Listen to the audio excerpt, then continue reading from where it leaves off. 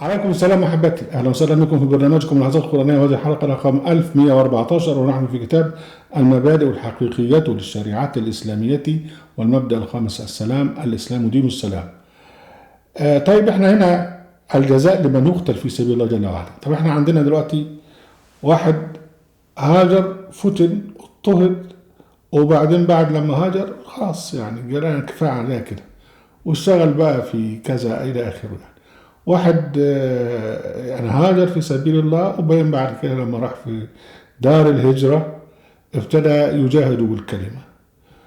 واحد هاجر في سبيل الله بعد ما ظلم، وبعدين قاتل وقتل، ده لأعظم ضرر. طيب واحد بقى قتل في سبيل الله، مش هاجر ولا حاجة، يعني هو يعني جاء على بلده هجوم وابتدى يدافع عن بلده، وطالما هو بيقاتل دفاعي فيبقى في سبيل الله، لأن الله سبحانه وتعالى ضد الظلم. ونقول إن حتى أن يعني البلد بتاعته حتى بلد إسلامية حقيقية وتعرضت لهجوم، فهو بيقاتل دفاعا عن دين الله يعني، فقتل. هذا الذي يقتل في سبيل الله. احنا عندنا في الهجس اللي احنا عايشينه، هقول لك ان ده شهداء، لا، كلمة شهداء في القرآن الكريم اللي هو في اليوم الآخر، اللي هم الذين يشهدون على أقوامهم، اللي هم الجماعة الدعاة اللي بيقف ويدعو، وبعدين بعد كده بيموت أو بيقتل، لكن هو بيموت ويأتي شاهدا على قوم. يعني فكيف إذا جئنا من كل أمة بشهيد وجئنا بك على هؤلاء شهيدا. يقول لك واشرقت الارض بنور ربها ووضع الكتاب وجيء بالنبيين والشهداء. فدول الشهداء او الاشهاد اللي هم بيشهدوا على قوم، انا لننصر رسلنا والذين امنوا في الحياه الدنيا وهم يقوم الاشهاد. فالاشهاد او الشهداء اللي هم بيشهدوا على قومهم، ونرجو ان نكون منهم. اللي بيقتل في سبيل ده موضوع تاني.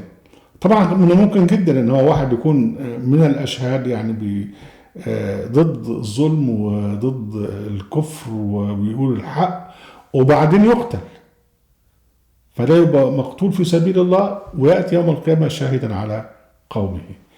لكن هو أهم شيء بقى الجزاء لمن يقتل في سبيل الله. الله سبحانه وتعالى قال في سورة محمد الآية 4 والآية 5: والذين قتلوا في سبيل الله فلن يضل أعمالهم، يعني عملهم مش هيضيع، سيهديهم ويصلح بالهم ويدخلهم الجنة عرفها لهم. يبقى أول حاجة أن هو ضمن الجنة الذي يقتل في سبيل الله. طيب ربنا سبحانه وتعالى يقول في سورة البقرة موضوع تاني بقى، ان هو مش بس بيخش الجنة، ده قبل ما يخش الجنة هو مجرد ان يقتل ما بيموتش، ده هو بينتقل من الحياة الدنيا إلى حياة برزخية، وفي هذه الحياة البرزخية يتمتع فيها برزق الله جل وعلا. وربنا بينهى نهيا صريحا يقول: ولا تقولوا لمن يقتل في سبيل الله أموات، تقولش مات، بل أحياء ولكن لا تشعر. أنت ما تشعرش ليه؟ لأن هو برزخ، وأنت البرزخ أنت لا تراه. يعني هو هناك جنة البرزخ للذين يقتلون في سبيل الله. وده تكرر مع بعض تفصيل في سورة آل عمران: ولا تحسبن، وده ناهي بالتأكيد بالنون التوكيد الثقيلة: ولا تحسبن الذين قتلوا في سبيل الله أموات بل أحياء عند ربهم يرزقون، يعني في البرزخ، فرحين بما آتاهم الله من فضله ويستبشرون بالذين لم يلحقوا بهم ألا خوف عليهم ولا هم يحزنون يستبشرون بنعمة من الله وفضل وأن الله لا يضيع أجر المؤمنين إلا أن 71 وما قبلها. يعني معنى كده أن هو الذي يقتل في سبيل الله ينتقل من حياة دنيوية اللي هي الحياة المادية دي إلى حياة برزخية تكون نفسه فيها منعمة عند الله سبحانه وتعالى. هو يكون شايف الناس اللي موجودة ومطلع عليهم، ولكنهم لا يرونه ولا يشعرون به. وده طبعا يعني أعظم مكافأة. وربنا يعني ضرب مثلا لأصحاب القرية التي جاءها المرسلون، أرسلنا لهم اثنين فكذبوهما فعززنا بثالث، ومن جاء رجل بقوم اتبع المرسلين، وبعدين بعد كده قتلوه. وربنا ذكر القصة بتاعته في سورة ياسين.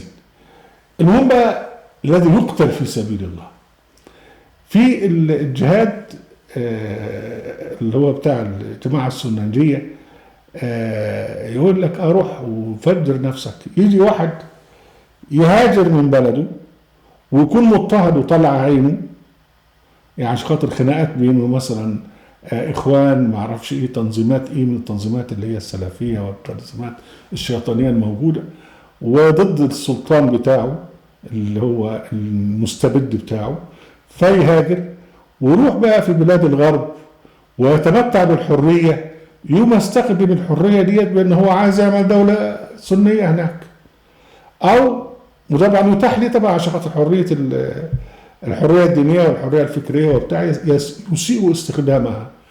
وبعدين المشكله بقى ان يروح جاي وهو هناك يروح جاي مفجر نفسه او مفجر مكان الى اخره، وده الذي يحدث.